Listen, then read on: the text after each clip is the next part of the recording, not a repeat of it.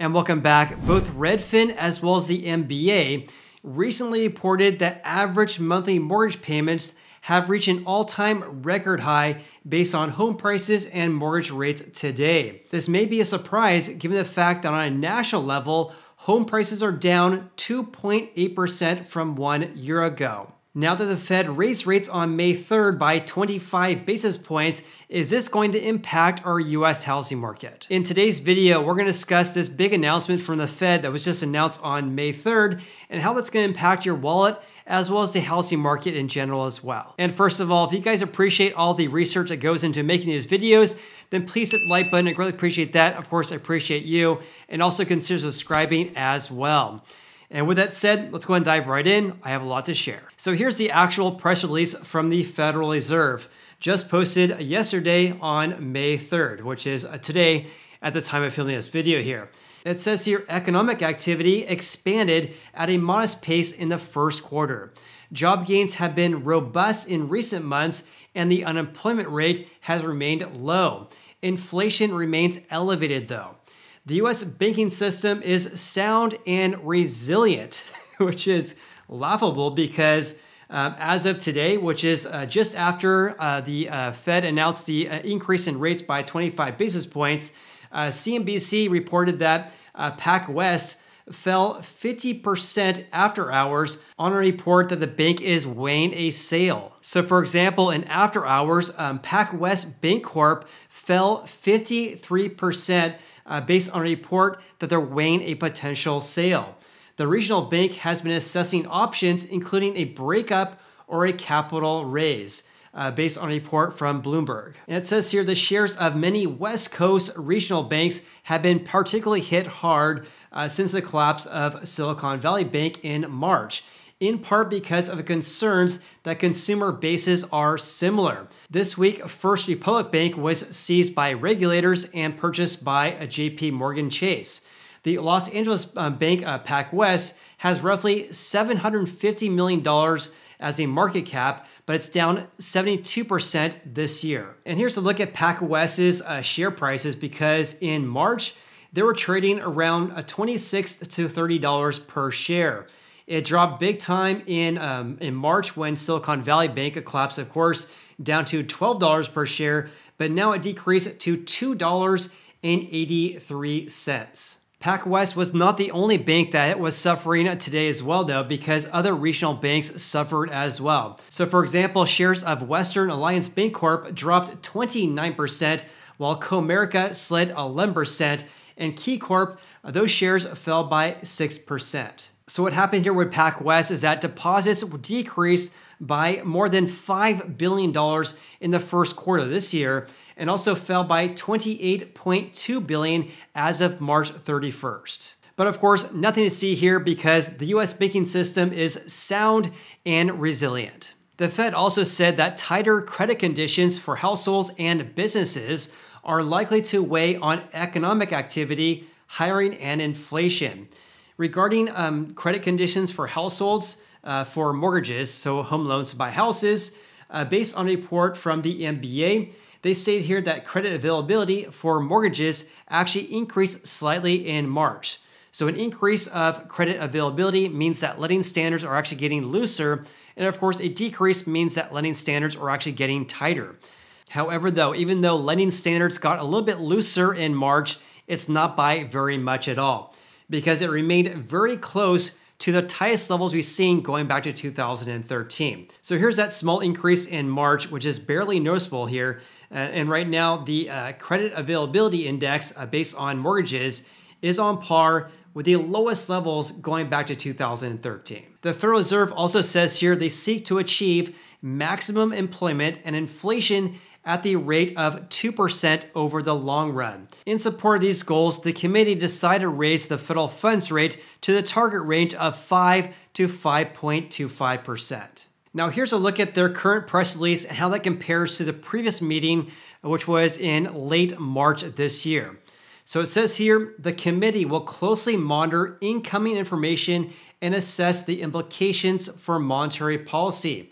In determining the extent to which additional policy firming may be appropriate to return inflation to 2% over time, the committee will take into account the cumulative tightening of monetary policy, the lags which monetary policy affects economic activity and inflation, and economic and financial developments. So in other words, the big picture here is that they went from the verbiage here in determining the extent of future increases in future rate hikes to let's just see what happens and we'll make adjustments accordingly based on incoming data.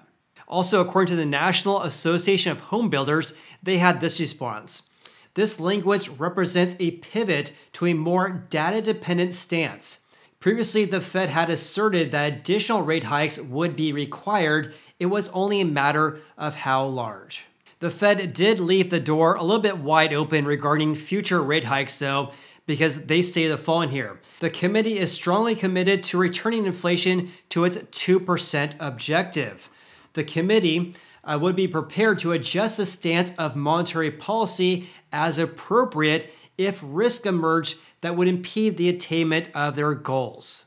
So in other words, they're not closing the door entirely regarding future rate hikes. Instead, they're taking more or less a wait-and-see approach. All right, changing gears slightly here. As I mentioned at the beginning of this video, home buyers are really impacted by a lack of housing affordability right now, based on two new reports from the MBA as well as Redfin. So the MBA reported that housing affordability decreased in March. And they say here that housing affordability remained constrained this March due to elevated rates and of course due to low inventory levels of existing houses, and that's keeping prices high. And that of course is leading many prospective home buyers to delay decisions in buying a house. Because rates have been increasing and also we're seeing an increase in prices ever since more or less February this year, the affordability index based on the MBA hit a new survey high. So for example, according to the MBA, the national median mortgage payment was $2,093 per month in March.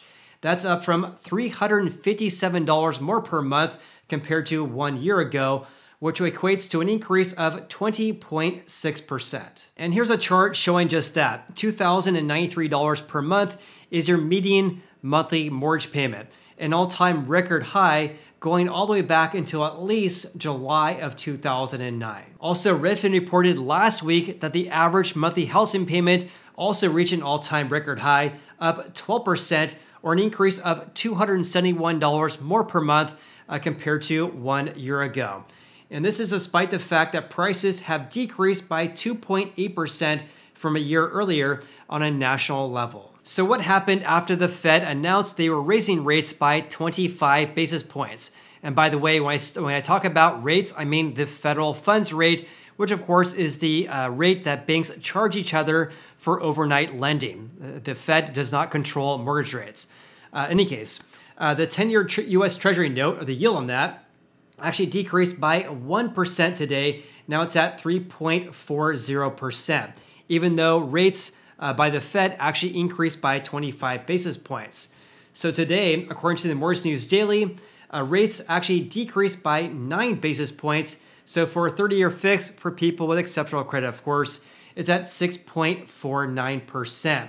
Also for an FHA or a VA loan, that's around 6.08%. And here's a look at 30-year fixed rates according to the Mortgage News Daily. Again, average rates at 6.49%, which by the way is a 1 month low.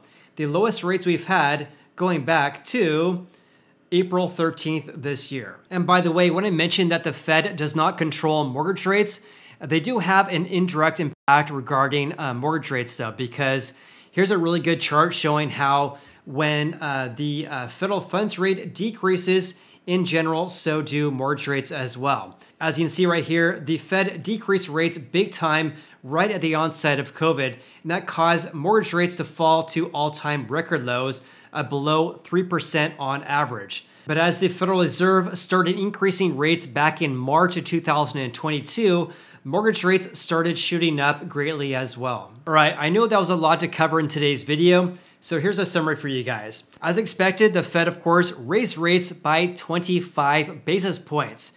Because of this, mortgage rates you see today have already been adjusted weeks or even months ago based on these expectations. That's why mortgage rates did not jump today. Instead, they fell slightly to the lowest levels we've seen in about 1 month. Therefore, very little impact regarding the US housing market today. However, with no mention that the Fed's going to actually decrease or pivot anytime soon, we would expect mortgage rates to remain elevated, which would likely hamper home buying demand and, of course, home sales in the future here. Now, here's a true big impact regarding the Fed increasing rates, though, because if you have a balance on your credit card or your home equity line of credit or your HELOC, that's a variable rate in general. So when the Fed increases rates, rates for those also increase as well. So my advice, of course, is to pay down your credit card debt and, of course, your HELOC as fast as possible in order to minimize interest paid. And also for anyone who is looking to buy a house right now, I would recommend do not buy a house unless you have long-term time horizons of at least 7 to 10 plus years in which you plan to not sell the house. Have an emergency fund of 3 to 6 months of your monthly expenses. And of course, on top of that, have a stable job as well. If these things are not in line, I'd recommend probably now is not a good time to buy a house. With that said, please leave me a comment below with your biggest takeaways from today's video. Also, if you guys got any value out of this video whatsoever, then please hit the like button. I really appreciate that. Of course, I appreciate you. I'm talking too quick. Hope you guys have an awesome day. I look forward to seeing you on the next video.